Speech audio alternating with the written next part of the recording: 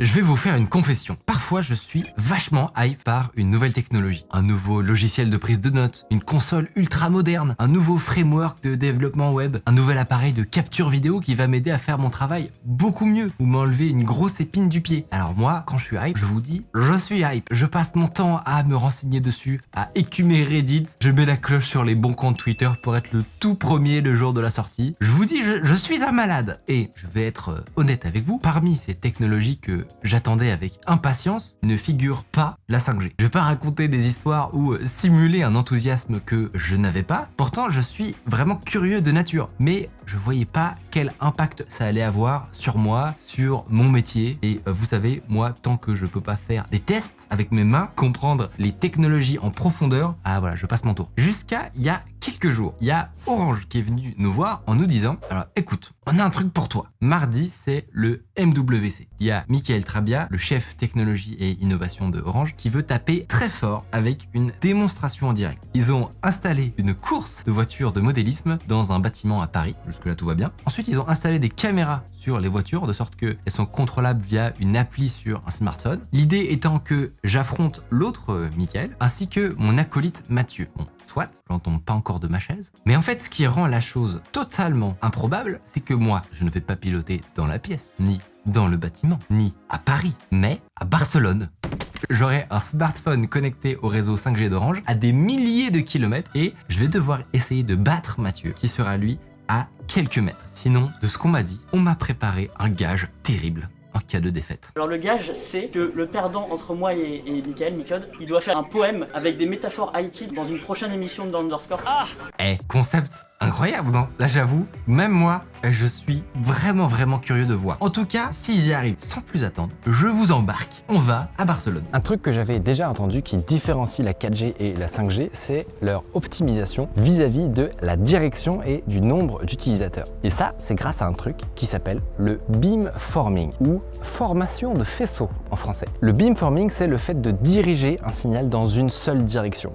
Là où une antenne traditionnelle, on peut un peu la comparer à un lampadaire finalement qui éclaire dans toutes les directions. Ben là, ce serait un peu plus comme une lampe torche qui va aller éclairer une certaine zone en particulier. Ça permet donc en théorie de faire un faisceau plus précis et plus lointain. Mais alors comment est-ce qu'elles font ces ondes pour aller dans une seule direction comme ça? En fait, tout part de l'antenne 5G, au cœur des grosses antennes qui fleurissent un petit peu partout. Attendez, j'en ai trouvé une pas loin. Ici, regardez, il y en a une qui est juste en haut à gauche. Et en fait, à l'intérieur se trouve une plus petite antenne qui, elle, émet le signal. Le signal qu'elle envoie n'est rien d'autre qu'une onde qui a une certaine longueur d'onde et une certaine phase. Sauf que si on met une deuxième antenne juste à côté qui émet exactement la même onde, elles vont se cumuler. Et à l'endroit où elles vont se rejoindre, ça va l'amplifier. C'est un peu comme si vous jetiez deux cailloux dans une mare finalement.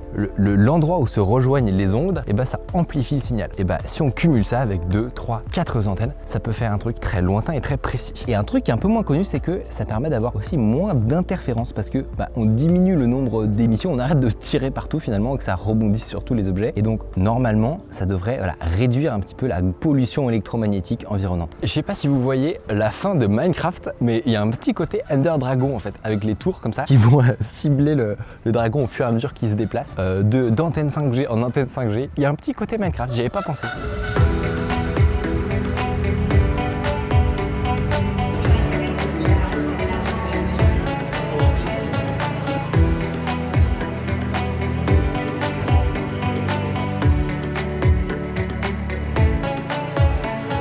Après quelques heures d'avion et un petit peu de voiture, on est enfin arrivé à Barcelone au MWC, le Mobile World Congress. On a aussi eu le temps avant l'heure H de faire une autre démonstration sur le stand d'Orange qui était une balade virtuelle à l'intérieur de Notre-Dame de Paris au temps du Moyen-Âge qui avait un petit twist. La démo, c'était de montrer que grâce à la connexion 5G très faible latence, on pouvait avoir ces images qui étaient générées sur un ordinateur distant, un serveur très puissant, et profiter de cette puissance sans avoir un gros sac à dos avec un ordinateur assez efficace. Et j'étais agréablement surpris honnêtement de pas avoir de sensation de mal de crâne ou de vomissement, ce qui est le genre de truc qui arrive quand il y a la moindre latence en VR. Mais ce qui nous intéressait le plus, c'est pourquoi on était là, c'était pour cette fameuse course. Je me suis installé à côté de Michael Trabia, donc j'avais une petite pression quand même, parce qu'en plus lui il s'était entraîné, il fallait pas que je plombe le niveau de l'équipe Barcelone, et on a démarré.